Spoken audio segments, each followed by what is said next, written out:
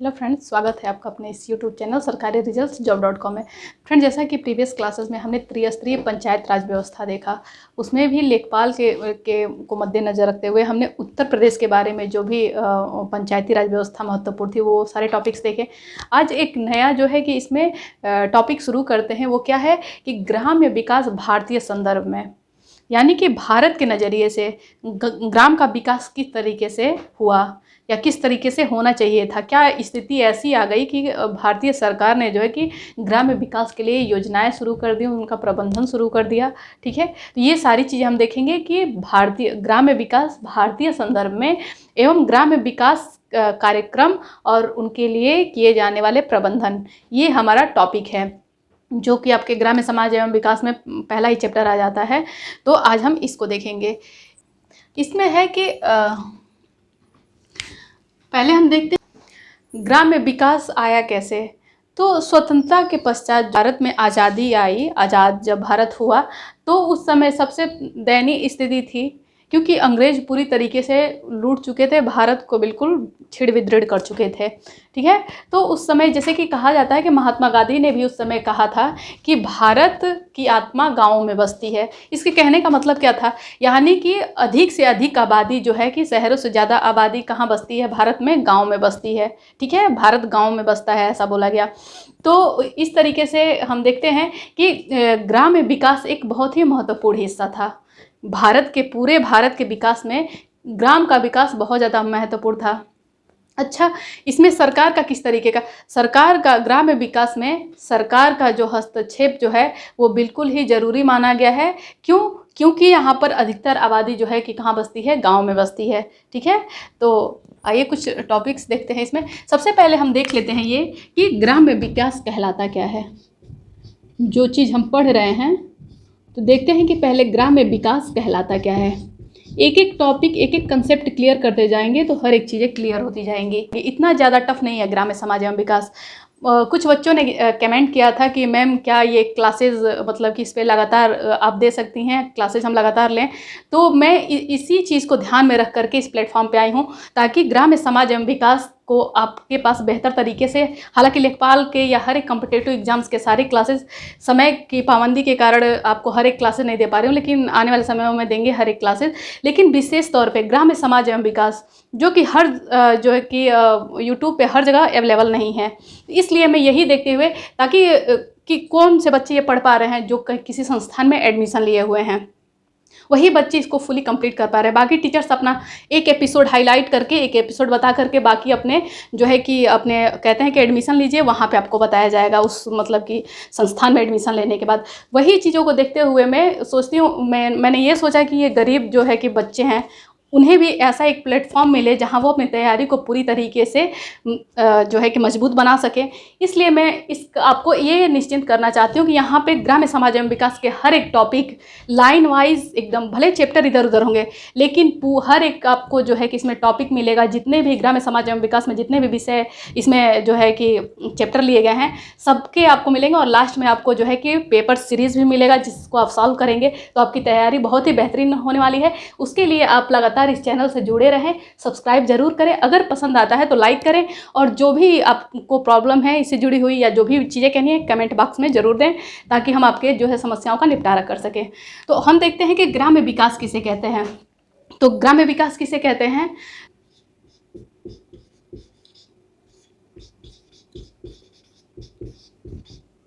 ग्राम्य विकास होता क्या है। तो ग्राम्य विकास प्राकृतिक, भौतिक और मानवीय संसाधन।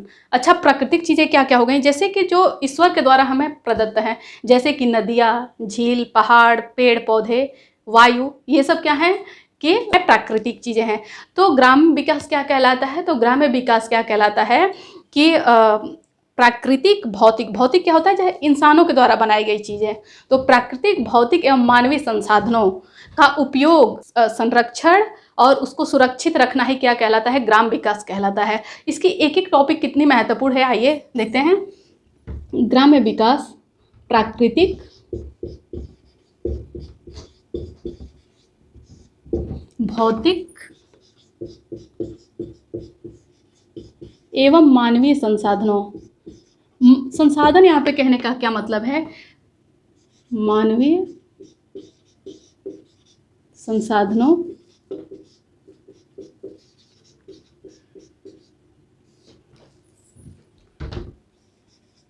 का उपयोग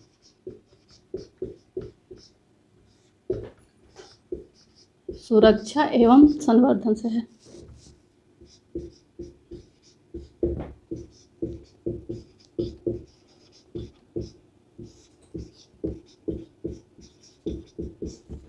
इसमें है कि ग्राम्य विकास होता क्या है। तो ग्राम्य विकास प्राकृतिक का मतलब क्या है कि ईश्वर के द्वारा जो भी चीज़ें प्रदत्त हैं। भौतिक का मतलब हुआ कि जो भी चीज़ें इंसानों ने बनाई है, ठीक है, उसका यानी कि भौतिक चीज़ों में क्या हो गया, जैसे हम कृषि का अगर कोई कार्य कर रहे हैं तो उसमें जो भी कृषि विकास से जुड़ी चीज़, जैसे कि ट्रैक्टर हो गया, सिंचाई के लिए जो है कि नलकूप हो गए या फिर ट्यूबवेल हो गया, ये खाद बीज, ये सब चीज़ें क्या होती हैं, कृषि से जुड़ी हुई चीज़ें हैं जो कि भौतिक हैं। तो ये प्राकृतिक, भौतिक एवं मानवीय संसाधनों। अच्छा, यहाँ पे संसाधन कहने का क्या मतलब है, संसाधन ही हम, संसाधन जब हमें मिलते हैं तो हम विकास की ओर बढ़ते हैं। जैसे संसाधन का मतलब होता है कि जिस भी चीज़ से इंसान अपना जीवन यापन कर रहा है, जीवन यापन के लिए कुछ पैसे अर्न करना, अपना पेट भरने के बाद अलग से जो है कि राशि इकट्ठा करना, धन इकट्ठा करना ही क्या कहलाता है, संसाधन कहलाता है, चाहे वो जिस माध्यम से हो। जैसे कि जो खेती कर रहा है उसके लिए कृषि संसाधन हो गया, हमारे अंदर पढ़ाने का टैलेंट हो गया तो ये एक संसाधन हो गया। जिस भी चीज़ से मनुष्य जो है कि अपना जीवन यापन बेहतरीन तरीके से कर ले रहा है वही उसका संसाधन कहलाता है। तो दिया है कि मानवीय संसाधनों का उपयोग, इन सारी चीज़ों का उपयोग, सुरक्षा, इस चीज़ पे ध्यान दीजिए कि क्या दिया है कि सुरक्षा।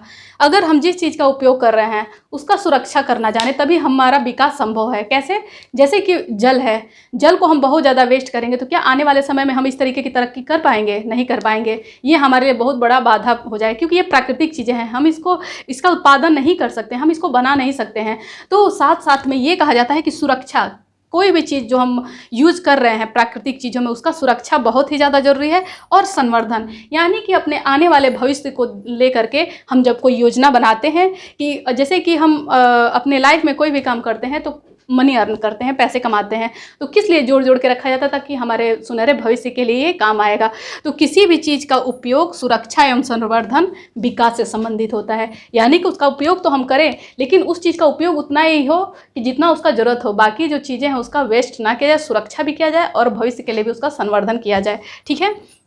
अच्छा, इसकी आवश्यकता क्यों पड़ी, ठीक है, आइए देखते हैं इसकी आवश्यकता क्यों पड़ी। जिसकी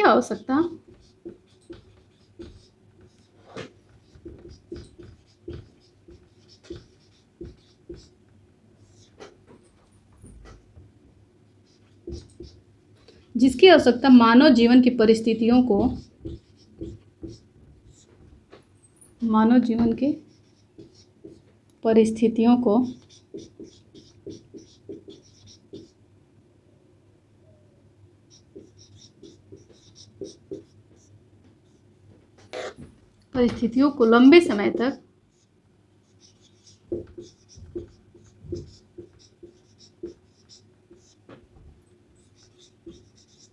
लंबे समय तक सुधार लाने के लिए है, इसलिए है लंबे समय तक सुधार लाने के लिए है।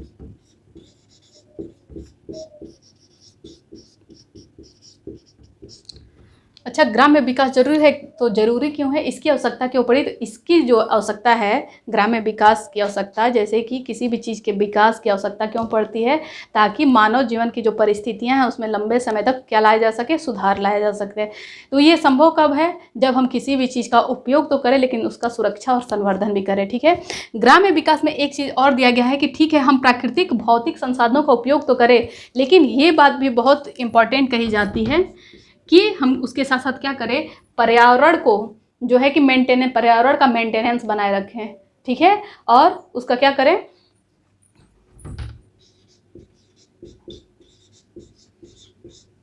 पर्यावरण को ध्यान में रखते हुए जो भी कार्य करना है हमें। इसमें है कि ग्राम्य विकास के साथ साथ ये जरूरी है कि पर्यावरण को बरकरार व सुरक्षित रखने का भी उसके साथ हम काम करें, अपना कार्य तो करें लेकिन उसमें ये ध्यान रखा जाए कि हमारा पर्यावरण बरकरार और सुरक्षित रहे। तो पर्यावरण को बरकरार व सुरक्षित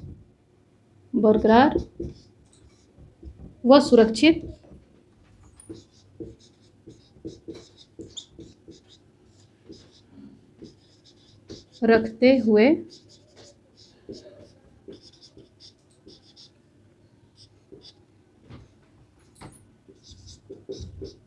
आय यानी कि कमाने का जो है कि काम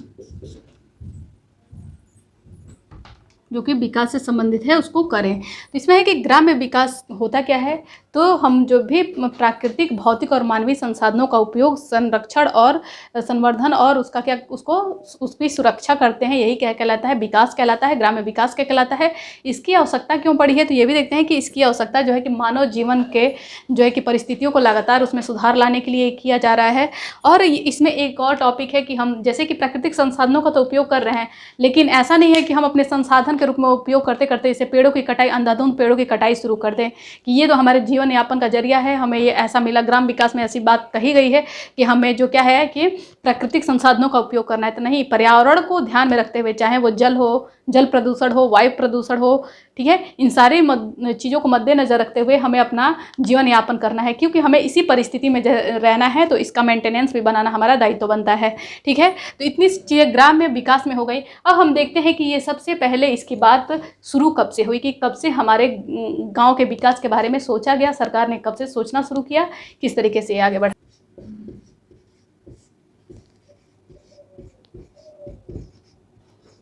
भारत की स्वतंत्रता के समय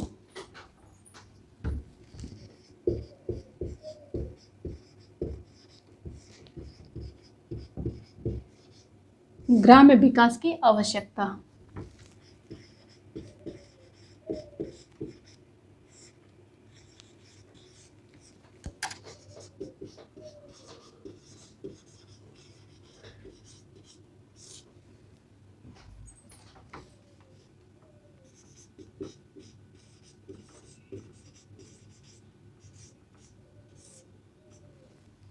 भारत की स्वतंत्रता के समय ग्राम्य विकास की आवश्यकता क्यों पड़ी? जिस समय भारत आज़ाद हुआ उसके बाद से जो है कि कहा जाता है कि भारत का ज़्यादा जनसंख्या जो है कहाँ बसता है, वो गांव में बसता है।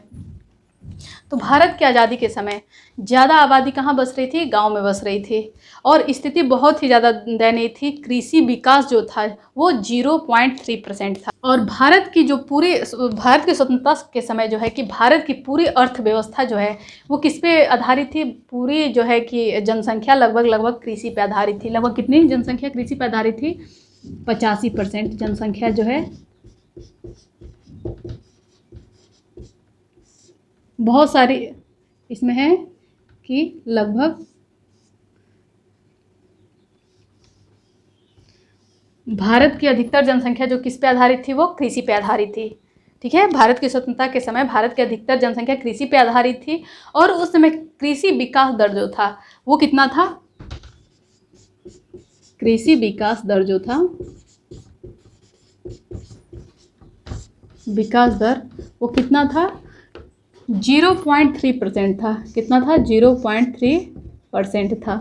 ठीक है, यानी कि कृषि तो बहुत बड़े पैमाने पे की जाती थी, लेकिन उस कृषि को करने के लिए जो विकास था वो बहुत ही कम था। संसाधन बहुत ही कम थे जिनका उपयोग करके हम अधिक से अधिक पैदावार कर सके और भारत सुदृढ़ बन सके। तो उस समय ऐसी स्थिति नहीं थी, विकास दर क्या था? बहुत ही कम था। और जो भारत की उस समय जनसंख्या थी वो 85% निरक्षर थी। 85% क्या थी? निरक्षर। निरक्षर का मतलब कि अनपढ़, लोग पढ़े लिखे नहीं थे उस समय, ये बहुत बड़ी समस्या थी। तो उस समय जैसे कि विकास कर पाना बहुत ही मुश्किल चीज़ था। इसके बाद जो है कि भारत सरकार ने एक एक चीज़ों पे धीरे धीरे ध्यान देना शुरू किया, और भारत के सबसे पहले ग्राम पे इस तरीके से ध्यान दिया कि अगर हमारे गांव विकास होंगे तो शहर में तो विकास अपने आप होता जाएगा। आज भी कहा जाता है कि लगभग ज़्यादातर जैसे कि लोग क्या होते जा रहे हैं, शहरीकरण व्यवस्था को अपनाते जा रहे हैं, यानी कि शहर में बसते जा रहे हैं। फिर भी 2011 की गणना के दौरान ये देखा गया है कि अभी भी लगभग 60% जो जनसंख्या है वो गांव में निवास करती है, जबकि भारत की आज़ादी के समय लगभग 85%, अरे मतलब कि 85% जैसी जनसंख्या कहाँ वो होती थी, गाँव में निवास करती थी, और ज़्यादातर जनसंख्या जो है कि क्या थी? निरक्षर थी। कृषि विकास दर भी क्या था? बहुत ज़्यादा कम था। तो इस पर बहुत ज़्यादा जो है कि ध्यान देने की आवश्यकता थी।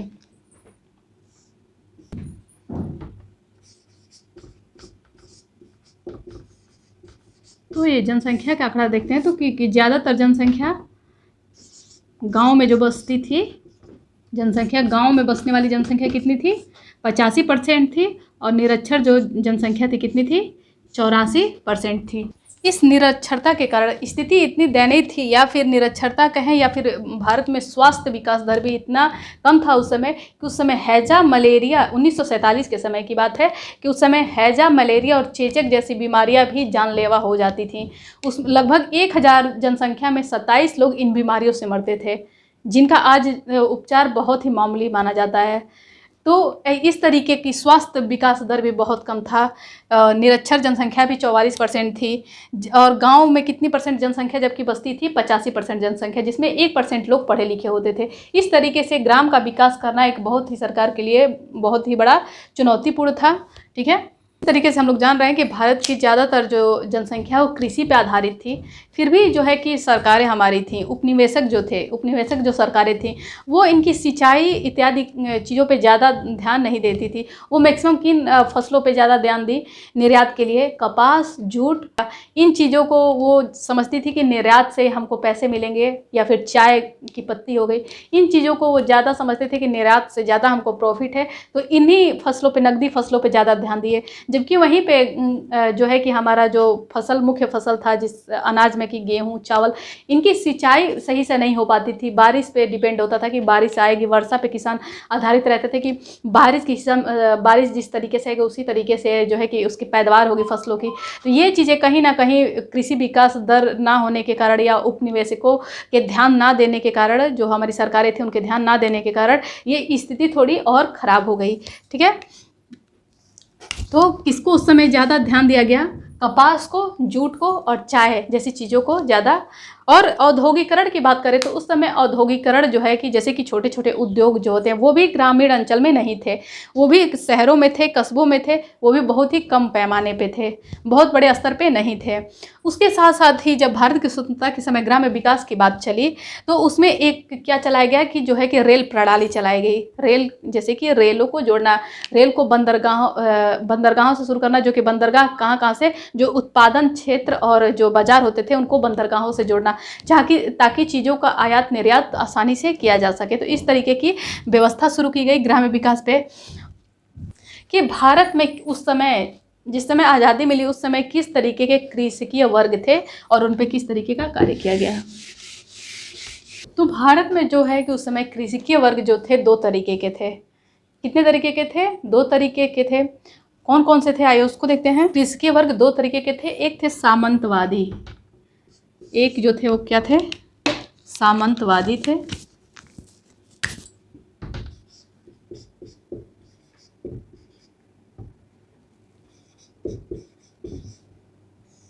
और दूसरे जो थे वो पूंजीवादी थे। क्या थे? पूंजीवादी थे। कृषकीय वर्ग में एक सामंतवादी थे, दूसरे पूंजीवादी थे। अच्छा, सामंतवादी में क्या था? सामंतवादी में जो है कि उन किसानों को कहा जाता था सामंतवादी, उन किसानों को जिनके पास जो है कि भूमि का जो भूभाग है, बड़ा बड़ा भूभाग उनके पास होता था, लेकिन वो उसकी कृषि का कार्य खुद ना करके वो काश्तकारों को देते थे। काश्तकार का मतलब क्या होता है? जिनको हम ग्रामीण अंचल में बटाईदार कहते हैं। ठीक है, उनको बटाई पे खेत देना और उनसे ये फिक्स कर लेना कि तुम इतने समय में एक फसल की पैदावार में तुम मुझे आधा आधा अनाज दोगे, या तो उसके लिए कुछ नगद फिक्स कर लेते थे, या फिर जो होता है कि उसके लिए एक फिक्स कर लेना, जिसको कुत भी बोला जाता है। ये कुत पे यानी कि तुम्हारी फसल की पैदावार इतनी हो या इतनी हो, हमको ये फिक्स है कि तुम हमको इतना अनाज दोगे। हर एक ज़मीन का एक फिक्स अनाज का जो है कि वेट निकाल लेना कि इतना तुमको देना है हमें। तो इस तरीके का कार्य सामंतवादी करते थे। सामंतवादी, जिनको जमींदार भी कहा जाता था, इन्हीं का जो है कि शोषण देख के चौधरी चरण सिंह ने बहुत बड़ा कदम उठाया था और जितने भी जमींदार थे, जमींदारी व्यवस्था को समाप्त कर दिया था 1952 में। ठीक है, इसी चीज़ को 50 में ये मुद्दा उठाया गया और 52 तक इसको पूरी तरीके से ख़त्म कर दिया गया, इस जमींदारी व्यवस्था को।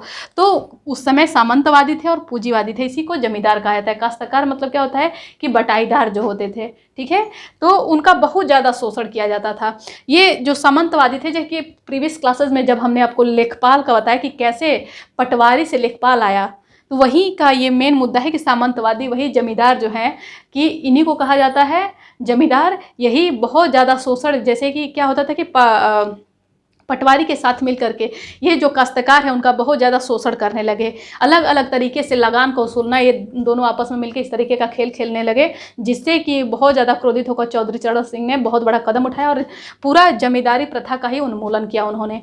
ठीक है। और पूंजीवादी क्या होते थे? तो पूंजीवादी वो होते थे जो कि अपनी ही देखरेख में ये कृषि का कार्य खुद तो नहीं करते थे, प्रत्यक्ष रूप से तो नहीं करते थे, लेकिन इनमें क्या था, इनमें था कि नगद जो है कि या तो अनाज फसल फिक्स कर लेना कि फसल के रूप में नगद, यानी कि तुम मुझे इतना फसल दोगे, या फिर आय के रूप में यानी कि पैसे, कि तुम इस अनाज के बदले में, अगर किसान ज़्यादा गरीब है उतनी पैदावार खेत में कर पा रहा है जिससे उसका जीवन यापन हो सके, तो उसके बदले में वो ऐसा सामंतवादी या फिर जमींदार कहें वो व्यवस्था लगाते थे कि तुम उसके बदले में मुझे इतना फिक्स कहीं से भी जो है कि क्या दोगे, रुपए दोगे। ठीक है। इस तरीके का आपस में जो है कि एक तालमेल बैठाते थे, मनवाते थे काश्तकारों से। वहीं पे पूंजीवादी क्या होते थे? पूंजीवादी अपने पास श्रमिकों को रखते थे, मजदूरों को रखते थे अपने अंडर में, इसके बदले में उन्हें कुछ पैसा या जो भी अनाज जो भी देते थे। लेकिन इसमें सामंतवादी में क्या होता था कि जो काश्तकार होते थे वो पूरे अनाज का जो भी उस मतलब कि फसल उगाने में जितनी भी पैसे की ज़रूरत हो सारा इन्वेस्टमेंट काश्तकार करते थे, जबकि यहाँ पे पूंजीवादी में ये अपना पूंजी लगाएगा अपनी कृषि में, लेकिन कार्य को खुद न करके श्रमिकों को रखता था और श्रमिक उस कार्य को करते थे। ठीक है। तो इस तरीके की व्यवस्था को पूंजीवादी कही गई। तो जमींदारी व्यवस्था तो समाप्त कर दी गई, पूंजीवादी व्यवस्था आज भी चलती आती है। ठीक है। अब इन टॉपिकों के आगे अब पूंजीवादी संबंध कृषि वर्ग तो इस तरीके का हो गया। अगर कृषि वर्ग पूछता है कि भारत की आज़ादी के समय कितने कृषि वर्ग थे, तो दो कैटेगराइज थे, सामंतवादी और पूंजीवादी, ये कृषि वर्ग थे। ठीक है।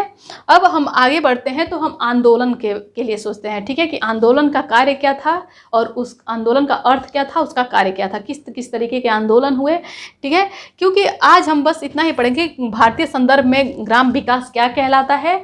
ठीक है। और इससे जुड़ी हुई छोटी छोटी चीज़ें कि कृषि वर्ग किस तरीके का था, स्वतंत्रता के बाद किस तरीके का क्या ऐसा मतलब कि कैसी व्यवस्था थी ग्राम्य विकास के लिए।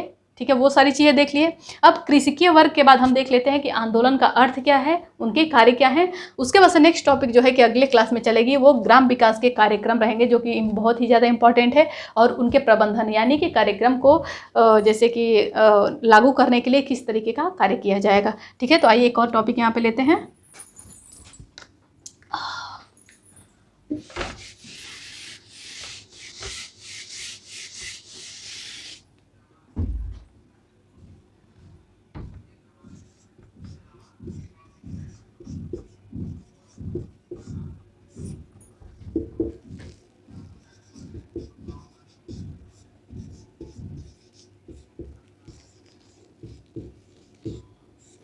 आंदोलन में अर्थ एवं उनकी विशेषताएं।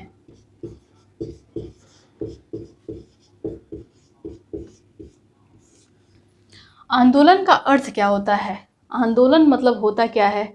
तो किसी भी चीज़ को लेकर के आंदोलन हो, अलग अलग विषयों को लेकर आंदोलन होता है, तो जब उसमें एकजुटता दिखाता है मनुष्य और किसी भी कार्य के प्रति जो है कि अपनी आवाज़ खड़ी करता है, तो वही क्या कहलाता है? आंदोलन कहलाता है। ये अलग अलग कार्यों के लिए अलग अलग तरीके के आंदोलन होते हैं। जैसे कि अगर विद्यार्थी वर्ग है तो वो अपनी शिक्षा को लेकर के अगर किसी विश्वविद्यालय में या स्कूलों में अगर अच्छे तरीके से उनकी पढ़ाई का संचालन नहीं हो रहा है शिक्षकों के द्वारा, तो वो एक तरीके का आंदोलन खड़ा करते हैं, अपने बात को कुल सचिव तक पहुंचाते हैं। इसी तरीके का अलग अलग जगहों पे जैसे काश्तकारों के द्वारा आंदोलन किया गया था जमींदारी प्रथा को ख़त्म करने के लिए, तो इस तरीके के हर एक किसी भी विषय पर एकजुटता होकर के एक जो आवाज़ खड़ी की जाती है वो न्याय प्रिय भी हो सकती है और न्याय के खिलाफ भी हो सकती है, क्योंकि लोग एकजुट होकर के जरूरी नहीं कि हमेशा सही चीज़ के लिए ही खड़े होते हैं, कभी कभी गलत चीज़ों को लेकर के भी जो है कि समूह खड़ा होता है। तो किसी भी तरीके का ये आंदोलन क्या कहलाता है कि आंदोलन का अर्थ ही यही होता है कि एकजुटता होकर के एक पक्ष जो है कि लोगों का समूह एकजुट होकर के किसी भी विषय के लिए एक आवाज़ बुलंद करता है, वही क्या कहलाता है? आंदोलन कहलाता है। यही आंदोलन का अर्थ होता है। अब इसके बारे में कि इसकी क्या क्या विशेषताएं हैं, क्योंकि कुछ महत्वपूर्ण आंदोलन ऐसे हुए जिनको पढ़ना जरूरी है।